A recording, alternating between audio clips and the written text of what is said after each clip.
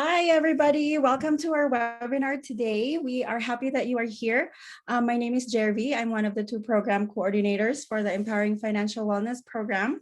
This webinar is brought to you by Utah State University Extension in partnership with the Utah Department of Workforce Services.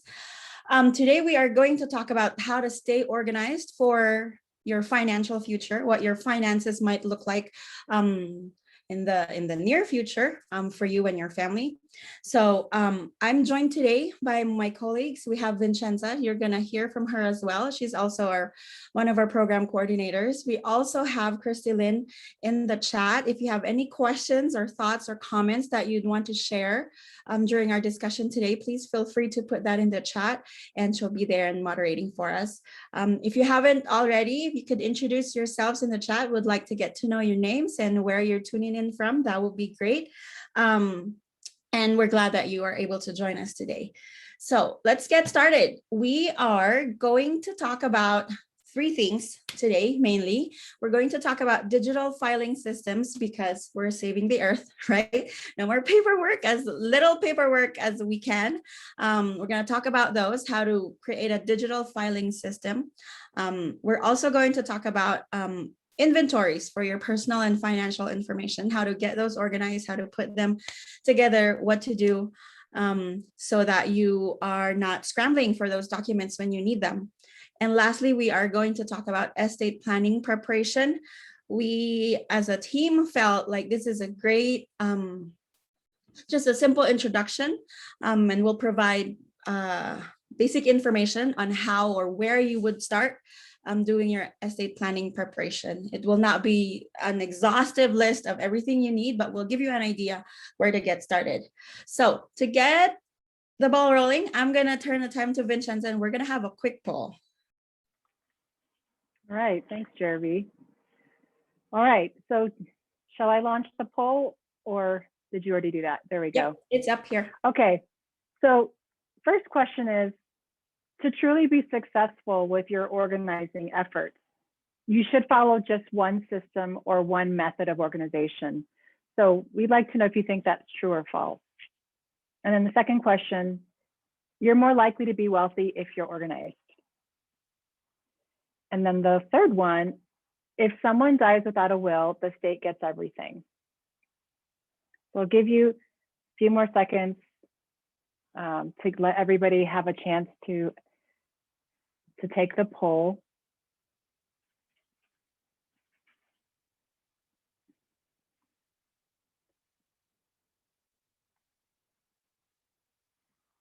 Wow, the second question and the third question, it's pretty like decisive.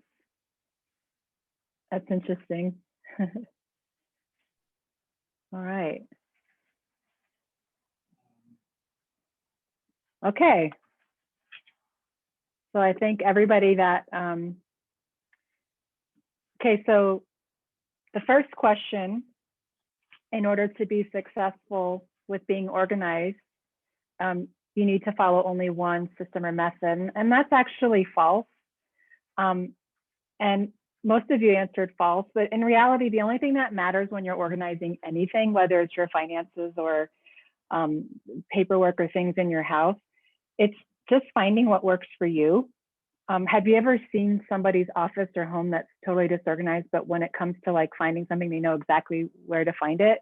It's like in their mind, they have their own system. So whatever works for you is just having some kind of system so that if you need to find information, you know where to find it. And then the second one, you're more likely to be wealthy if you're organized. And according to research, which I'll share with you a little bit later in our discussion, that's true. And that ties on with being organized. And again, the more organized you are, the more effort you're putting into something, so the more likely you'll be successful. And we'll share a little bit about the research that supports that. And then the third one, this was like everybody thought it was false, but actually it's true, but only when no relative can be found. And then we'll explain a little bit more about, it's called probate. And so we'll talk a little bit about what that means. So, all right, so that was interesting to see what everyone's thoughts were. So bottom line is, if you find yourself scrambling when you're looking for things, and you might be thinking, does it really matter if I'm organized or not? Well, according to research, actually, it does matter. There is a correlation between how financially organized you are and how financially well off you are. And the statistics that I'm sharing with you here, her name is Jean Chatsky, and she's a personal finance expert, and she's written books. And this was from one of her books called You Don't Have to Be Rich: Comfort, Happiness, and Financial Security on Your Own Terms. So when she did some research, she found that 80% of the people who they self-identify as being unorganized were worrying about their finances. And then 72% of the people who said they were organized are better off financially. And then 61% of the people who are organized are actually pretty good money managers. So she talks about in her book, one of the things she talks about is the 3 habits of financial happiness. And one of them is thou shalt get pretty well organized. So there's definitely a correlation between being organized and being successful or organized with your finances. And she doesn't talk about like you have to have a professional organizer or you have to go to one of those stores that sells all those gadgets. It's not about, getting super fancy about it. You just have to come up with some sort of system that you understand, so that in the event you have to find some important piece of information or document, you can do it quickly and without stressing out, without being hassled about it. So that's really the key. That's why we're talking about being financially organized, because it's such an important point in how successful you can be with other aspects of your life. And in this case, we're talking about being financially organized. And then the people that say they're pretty well organized and can find what they need quickly are generally happier than those who aren't and those who can't stay organized. So like I said before, the more organized you are about your finances, something like your finances, and it's not just limited to finances, but the more organized you are, the more time you spend on it, the better you're going to be at it, because we're always better at the things that we spend time on than that we give focus to. And it also means if you're organized, you're going to be less stressed about it. Think about it. If you can't find your bill, you get bills. If you're paying bills, but what you get in the mail, you're less likely to miss payments, lose documents, et cetera. If you have an organized place where you keep everything, you need it, and you go, I know exactly where to go. And so I think the hardest part is, if you've never done this, is just get started. But once you get your system in place, it's so much easier to just keep it up and keep it updated. And you're going to be likely to stick to it because you spend all that time, and you're going to enjoy it. Trust me, I've been there, and I just feel like tackling it at first was difficult, but once I got a system in place, it was so much easier. So talking about being organized, one of the ways that for some people is easier, and also with everything being digital, Jeremy's going to talk you through about how to create, if you've never done this before, how to create a digital filing system. Now, there's going to be some documents that you always have to keep paper copies of. So Jeremy's just going to talk to you about, the process of doing a digital filing system.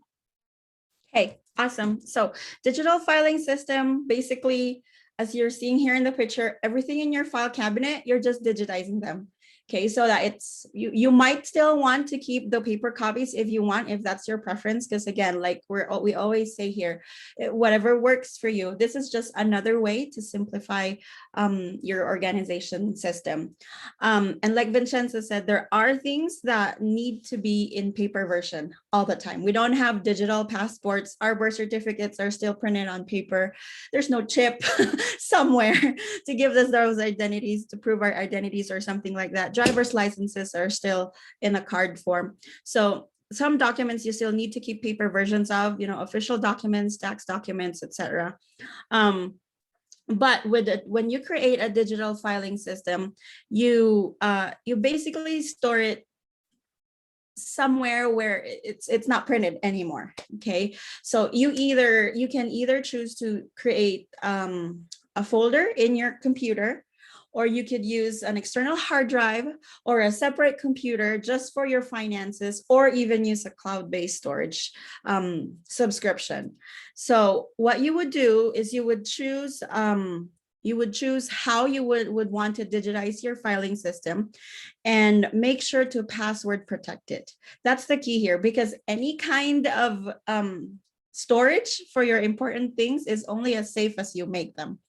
Okay, so if you're using a computer, make sure it's password protected. All information, all your online information is safe.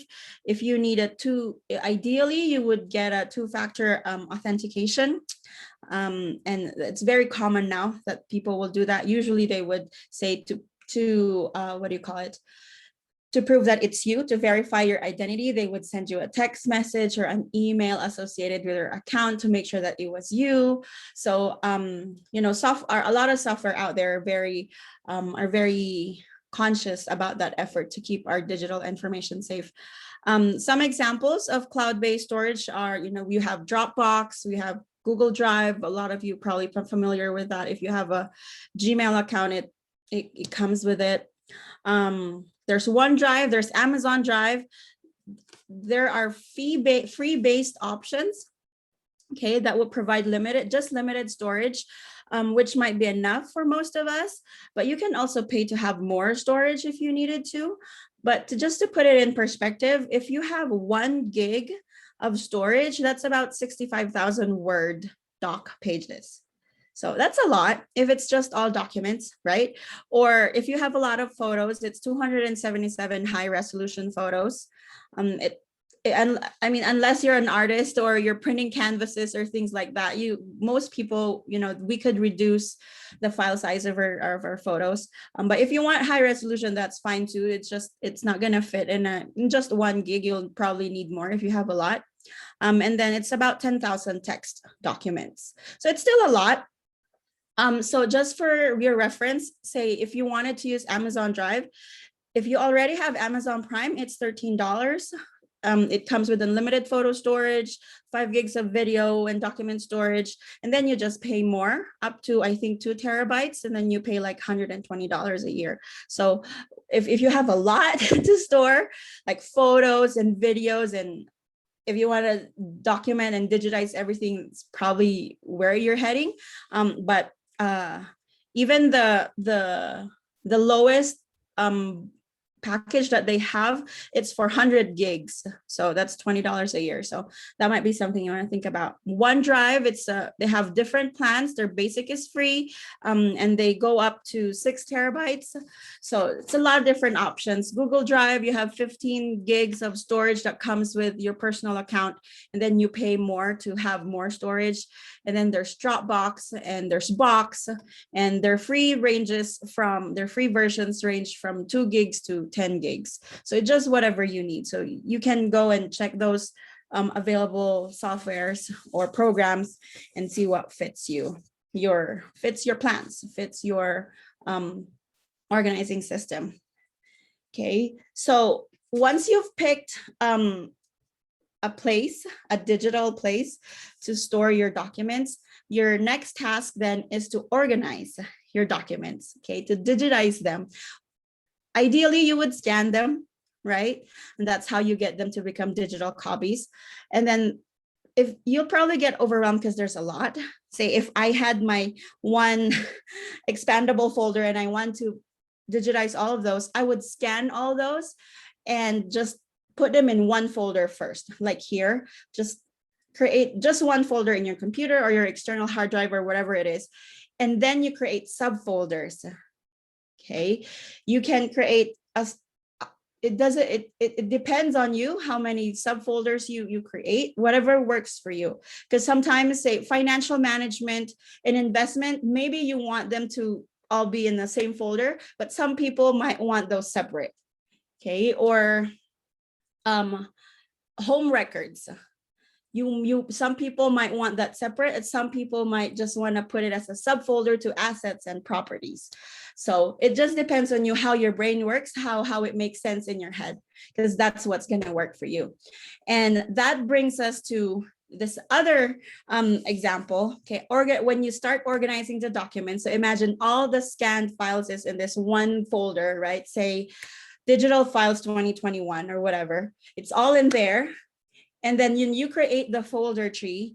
Our suggestion is create this first somewhere else, right? Map it out, visually map it out, and then create them. And this will work whether you use your computer or a cloud-based storage. This will work.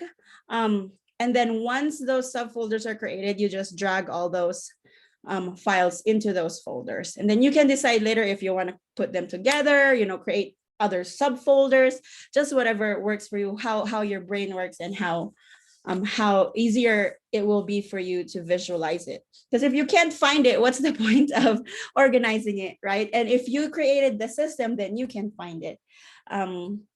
So make sure that whatever system you create is something that will work for you and is easy for you to implement. Okay, so let's talk about securing them. Okay, like we said earlier, you need to secure it, because if you don't, then there's almost no point because it's not safe. It's not safely secured. When you do this, make sure that your security settings are up to date, whether it's your computer, make sure your antivirus is great, make sure that your firewall is not compromised, make sure that whatever you use to safeguard your digital files are up to date. Back up your data. Okay, some people would have all their documents in their digital folders in their computer, and then it's backed up to the cloud somewhere. So it's the same principle with physical files. You don't keep just all the files in just one place. Okay, most documents, it's advisable to have them stored in a different place too, so that it's not your only one copy. So same principle with digital files, back up your data, and then physically secure your devices. If your external hard drive for all your digital files is just laying around, for everyone to see, either you lose it and then you lost everything that's in it, especially if it's not backed up, or somebody will just take it. And anyone can open that, especially if you don't encrypt it. So if you have a safe at home, like what do you call it? A lockable and fireproof, waterproof safe, just those little ones. That's something, so that's probably somewhere you'd want to consider putting in your external hard drives, or if you have a little Chromebook. Financial experts are actually suggesting now that if you want to digitize your files, you might want to consider having a separate computer just for those files, so it's not mixed up with everything else, and that device you'll keep safe as well. So so those are just basic 4 things, right? 4 things that it might be a good starting point for you if you're deciding or planning to start a digital filing system. So when you create these files, one thing that we like to talk about is you have to know where things are. Remember we told you earlier, okay, you organize all these things, but then where was that again? Or somebody will look for it and they don't know where to find it. So it's also advisable that you'd create a personal document locator. So what it is it's a detailed list, paper list, ideally, could be in a notebook where you have your stored financial records. Okay, it just lists, if you want to find this, then here. If you want to look for this, then here. And just tells people, especially the people that you trust and you will assign to, say, take over your affairs if something would happen to you. They would easily be able to just take over and do it on their own and not bother you, because you've come to a point where you cannot take care of these things yourself. So for a personal document locator, ideally it would include your personal information, your personal contacts, like say your attorney, your tax preparer, or your financial advisor, and then online accounts with your username and password. This is really important because everybody now has some sort of online activity that when you disappear, those things don't just disappear, they stay there. So there has to be somebody who will be able to close those out, or deactivate those accounts, or make sure that it's not being used by somebody or it's been hacked or whatever. Okay, so make sure that you add that to your personal document locator as well. And also a list of specific locations of important documents, such as say my will. My will is with my attorney and a copy of it is in a safe in the bank. Or, you know, your list of all your beneficiaries for your insurance policies. Where is that list? Things like that. So you have to make sure that when you hand that thing over, when you hand your system over to somebody to take care of it for you, that they'll be able to just take it away and be able to transition smoothly between people. Another suggestion that we have is to create a financial information binder. It would look something like this. You can certainly create it there. Vincenza is here, there you go. So it has, ideally you would use a 3-ring binder, you know, at least 16 index dividers, and has plastic page protectors like so, right? They have that and those things there. And you would, it's for ease of access actually and management. It's kind of your grab and go or pass it on. Say if your house is on fire and you have to flee, or there's a flood coming, the water is running after you, you just grab it and you go, and you don't have to worry about, oh, where's the passport, or where's the birth certificate, or where's this, where's that. It's your grab and go. It certainly does not have everything. Okay, but the most pertinent ones, depending on what you perceive as, you know, the most pertinent things that has to be here, that has to be grabbed and taken with you right away, are here. So ideally you would update it annually, okay, or as things need to be updated. The things that we suggest that you include in your binder are your personal directory, right? Professional directory, financial information, personal property, what's in your house, okay? Your loan papers, your tax documents, if you're living in a rental, your lease agreements, your insurance policies, your benefits, vital records, very important. Some of them are not easy to replace or not quick to get replaced. Credit reports, if you have them printed out periodically, and even your financial goals should be in there. So these are just some of the things that we suggest that you keep in your financial binder, financial information binder. So those are just some of the things that you can do to start with the organizing part. We're going to get a little bit more specific about estate planning here in a little bit, and we're gonna pivot there real quick with Vincenza telling you more about that.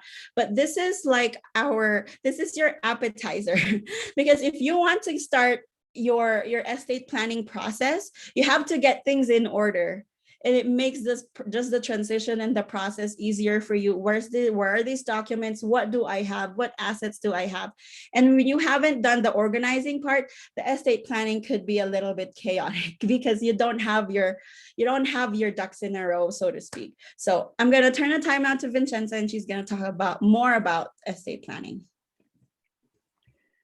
Okay, so one of the reasons why we thought talking about estate planning was important is just, you know, in light of this past year that we've had, and I'm sure there are a lot of families that had unexpected deaths or illnesses in their family, and maybe even if it was temporarily, somebody had to take over with taking care of some financial things.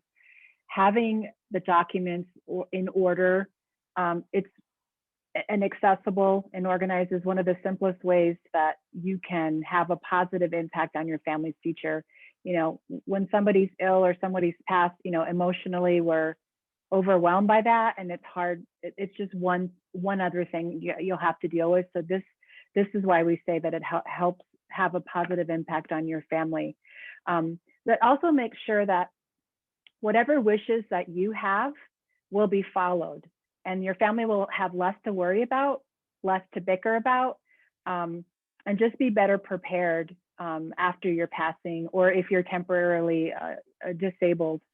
It helps, the planning helps control what happens to your assets, and also provides guidance for your loved ones for such things as end of life medical intervention, what are your wishes, or having somebody that could make those decisions for you in the event temporarily you couldn't make those decisions for yourself.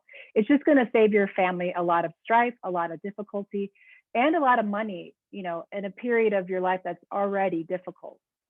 So we're going to provide a list of documents that you could consider as part of your estate planning. I just want to make a disclaimer, we're not attorneys. We're just providing you some guidelines, but we definitely would suggest that you get legal advice from an attorney if you have specific questions or wanted to start an estate plan. So we'll start with the first thing, will. You remember that one of the questions that we asked in the poll was, what happens after you die if you don't have a will? And so people think, well, I don't need a will. I don't have anything. Most people have something like a car or maybe even some personal items. So it's always a good idea just for you to have an intentionality about what you want to happen after you pass. And the will is important for two reasons, especially if you have children. It allows you to name guardians in the event of your passing. Secondly, it allows you to pick a personal representative, also known as the executor of the will. And they're going to be the ones that are going to be responsible for making sure that they execute whatever your wishes were stated in that will. We're talking about distributing all of your personal possessions, paying your final bill, filing your final tax return, closing out all of your accounts. So you get to choose who you would want to be your executor. So what happens is if you die without a valid will, you're not going to have any control over what you leave behind. Instead, what happens, and it's state specific, it goes what's called into a probate court, and they'll distribute your assets according to the state law rather than what your wishes are. In other words, if you don't have a will or you don't have a valid one, the state will make a will for you, is essentially what probate means. And so the way it works is if you have assets in excess of debt, then the state will decide what they do with the excess. So for example, let's say you had passed away and maybe a real estate was sold, right? Maybe there was still a mortgage on that house. So that would get sold. There would be money to pay off the debt, and maybe you had other debt like credit card debt or a car loan. So after everything's settled, if there's any money left over, that's when, if you don't have a will, the state has to decide, okay, what do we do with this excess money that was a result of the sale of the home and things like that.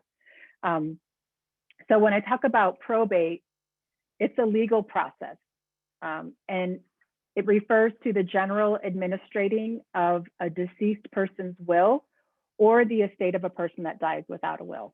Because even if you have a will, some things may have to go through probate. And going through probate, it's not free.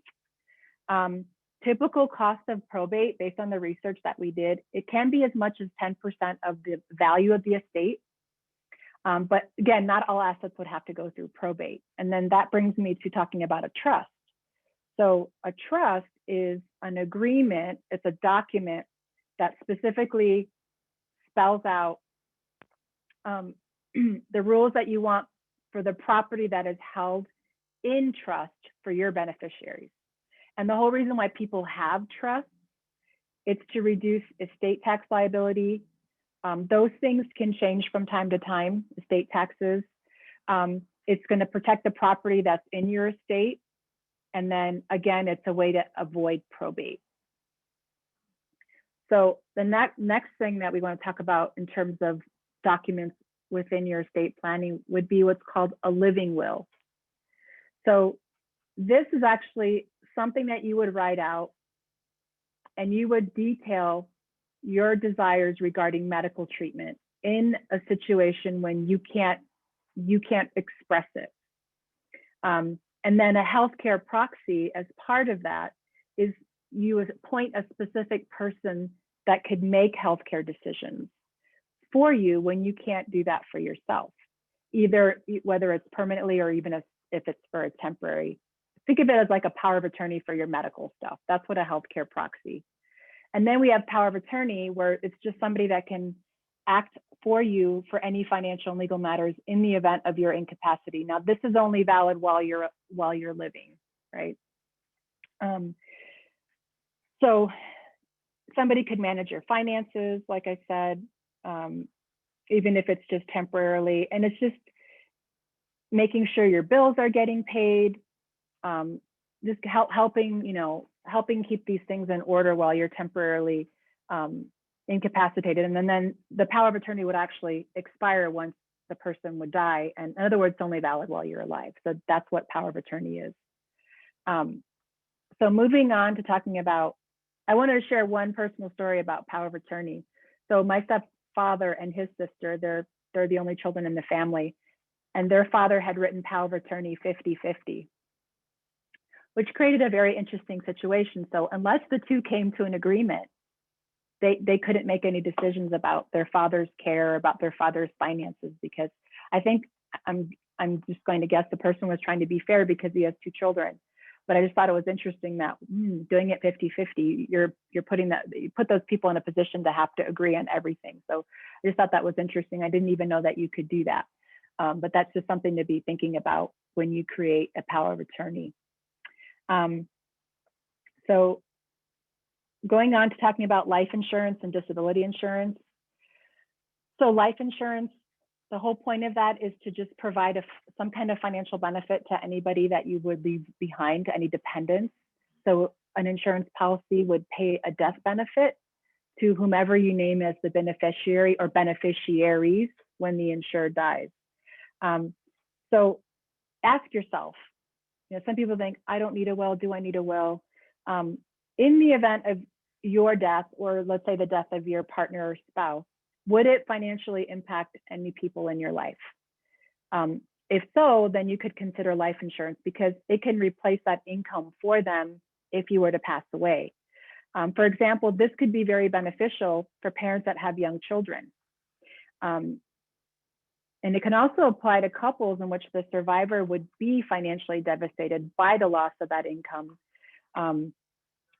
Maybe you have an adult that is a dependent that you're taking care of, like parents or siblings, or adult children that rely on you financially. And I don't want to discount the importance, even if you're a stay-home mom or stay-home dad, the significance of what you bring to the family in terms of being at home and taking care of the children and taking care of the household. There's a great value in that. And so I know I've heard some of my friends say, well, I'm a stay-home mom, I don't need life insurance. But if something happened to you, that life insurance could be very beneficial for those that you were to leave behind. And then disability insurance, that's something, so you're more likely, I think it's more than 3 times more likely to be disabled during your lifetime than you are to die. So what that does is it replaces a portion of your income if you were to be sick for a little while, or you had an injury, maybe you were in a car accident and you just couldn't work. So they have different types of disability. There's a shorter term and then there's a longer term. And so I encourage you to just check with your employer first. Typically that's the least expensive way. Sometimes they offer it for free or at a very nominal cost. And so it's just something that you may want to consider as part of your estate planning. And then the next thing that kind of goes back to us talking about being financially organized with an inventory of our assets, having a digital asset inventory, that can be part of your estate planning. So this is going to include just about anything that you have an online account set up for, that you have authority to access, like your email, your online banking, any social media accounts, any cloud storage, any blogs, anything on your phone or computer that requires a login. And so somebody had asked in the chat about using password managers, and there are a lot of great digital password managers that can help simplify that are available to you.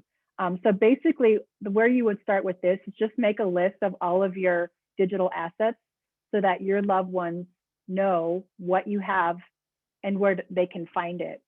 And then if you want to help protect your digital and online assets, you could work with an attorney as part of your will to make sure that there's some language in there about digital assets, and it would provide consent to other family members.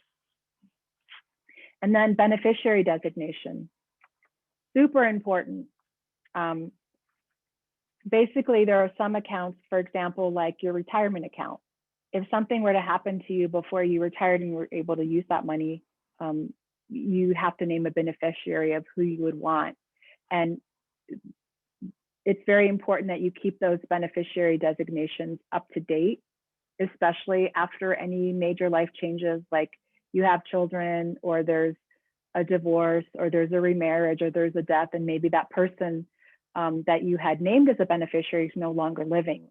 For example, when I worked with service members, a lot of them were young and weren't married and didn't have children, so they would put their parents as a beneficiary for their life insurance. And then a lot of times, unfortunately, they deployed and they were deceased, and they forgot to change the beneficiary because they had gotten married, for example, and forgot to take their parents off, or their parents had passed, or things like that. So it's important, again, that it dictates where you would want your assets to be passed on. And then by having beneficiaries designated, it would take precedence over anything that you have specified in a will. So understand that what you have listed as a beneficiary designation will trump anything that's in a will or a trust.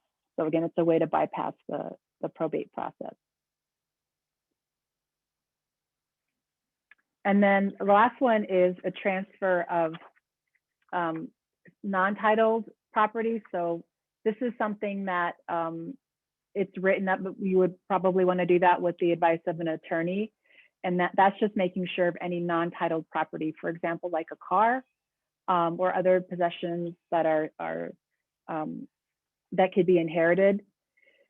And the thing about these non-titled property, they seem to cause the greatest emotional upheaval in families, since they're usually objects that have a lot of sentimental value to families. Do you want everything to, would you want everything left to your spouse or your partner? Or, for example, do you have a lot of little sentimental things that you would want to go to specific relatives and friends? That's where you could make this very specific about where you'd want. And we talk about who gets grandma's yellow pie plate. Maybe grandma's yellow pie plate was something you remembered on Sundays going to visit grandma, and that's sentimental to somebody. So this is one good solution to make this as a separate document in addition to your will. And all you have to do is make a list of the items and the people that you would want to inherit them and sign it. And then to make it legally binding, you would want to refer to it in your will. And again, you'd want to work with an attorney because not most, but not all states allow it, allow you to incorporate that as part of your will.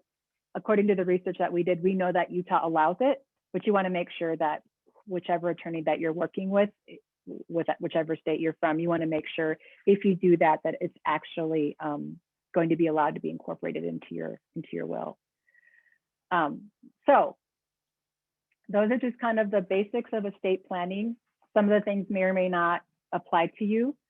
So as just kind of like some final thoughts as we close out today's webinar, just always make sure you check your state's requirements whenever you create legal documents. I know that there are some things that you can get online, but again, you want to make sure that if you're going to take the time to put together legal documents, you want to make sure that it's within your state's requirements and that it's actually going to be valid. And so consulting a lawyer to help you with the process is always a great idea. And there are links to state-specific forms that you can find on a lot of websites, like the American Bar Association, AARP, and we can add those resources in our follow-up email to you that you'll get after the conclusion of this webinar. And also, it's really important if you do set up an estate planning documents that you review them. Financial experts say that at least every 2 years, some say every year, but especially after any kind of life change. Again, a marriage, a divorce, birth or death of a family member, adoption, and then changes. There's always changes in laws, especially with estate taxes that are changed at the federal level. And so those could impact your estate. So just by having your estate planning documents, you're making your intentions very, very clear. and you're making this inheritance process as clear as possible, then that's really helping take care of your family or those loved ones that you leave behind. I see a lot of activity in the chat. Anybody have any thoughts or questions before we wrap up today's webinar? We had a lot of information. We are going to provide resources as a follow-up. We are going to provide a recording of this webinar, and also you'll get a copy of the presentation. And it's not something that, you know, people like to think about or necessarily talk about, but, you know, I make that comment of when we pass, kind of our problems go away with us, right? So it's really the people that we leave behind that we want to protect. So this is just a way for you to ensure that those people that you love, that you leave behind, are going to be protected for their financial future. Anything else, Jeremy, before we wrap up? Yeah, well, like you said, there's so much activity in the chat, and I love all the questions that are coming in, and we're very appreciative of your comments. And as you bear with us as we talk about these topics, and you know, you have questions along the way, and we're thankful for Crystalline for answering those for us in the chat. So thank you so much. I hope that there was something that you were able to take away from this webinar today. If you want to share that in the chat, that's great. Would love to know that as well. We also appreciate if you complete our survey. We want to improve our courses. We want to make it as relevant as possible to all our audiences. If you could scan this QR code, it will take you right to that survey, or you can go to this website as well. And we just want to know, you know, how we're doing, how else we can improve. We are very grateful that you attended today. This is our last webinar for the month of May. Well, we have one more tonight at 7, but for our May series, this is our last one. We're excited to have some of our contributors. Next month, we have a webinar series on home buying and home ownership.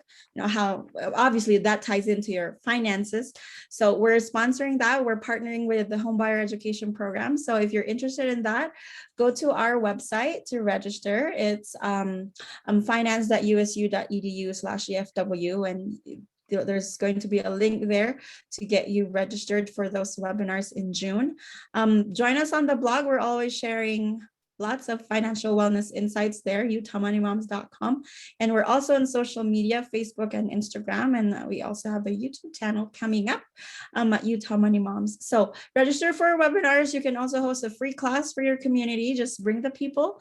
If you go to our website, there's a link there that will prompt you to fill out our intake form. And just let us know what you think, what kind of topics you're thinking about, and we'll bring our resources, we'll teach the class, and we'll have a fun time together. Let's talk about finances. So thank you so much for being with us today. We hope that this was a great experience for you. We hope to see you again soon. Thanks, everybody.